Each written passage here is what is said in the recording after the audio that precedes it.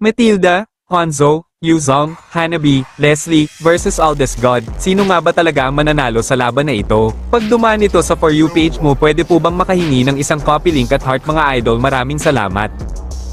Early game pa lang ay parang napapansin ko na parang iba yung ginamit nilang strategy. Nag-push sila sa top at sa bot, habang yung isa naman ay nag-German cut. At para malaman nga nila yung Aldous ko sa early game. At dito naman alam ko namang kaya ko siyang patumbahin dito, pero bakit bigla siyang nawawala na para bang may pandaraya na ginagamit? Kaya agad ko naman itong sinabi sa kanila na bakit bigla siyang nawawala. At napatumba nila ako dito, kasi parang na one hit delete ako ni Leslie kahit alam kong kaya ko siyang patumbahin, na para bang may pandaraya siyang ginagamit, or sadyang naglag lang ba talaga ako? At sabay sinabihan ko sila na nagulat ako sa damage nila, at nagtataka na talaga ako bakit ang sakit kaagad nila kahit early game pa. At dahil sa mga pinagagawa nilang gumamit ng pandaraya, at pag-push sa ibang lanes para matapos agad yung laban namin, kahit yung rules namin ay only mid lang naman. At dahil doon ay kaagaran ko rin naman itong ikinagalit, kasi para bang ininsulto nila yung nag-iisang hari sa lahat ng Aldous user. Paano ba naman kasi, 5 na nga yung kalaban ko ngayon, at ako lang ang nag-iisang harapin silang 5, pero sila pa yung may gana na gumamit ng pandaraya. At lalong-lalo na ang pag-push sa ibang lanes, kahit yung pinag-usapan namin na rules ay only mid lang naman. Ito rin yung pinakaunang dahilan kung bakit matatalo kayo sa Aldous ko, kasi ininsulto nyo yung Aldous ko na kinakatakutan ng karamihang manlalaro. Ayaw ko muna sana ng 5 versus 1, at magpapahinga muna sana ako, at babalik ako ng 5 versus 1 sa next season. Kaso nga lang biglang may naghamon sa akin, na sila na daw yung makakatalo sa Aldous ko, kaya kaagaran ko naman silang pinaligan.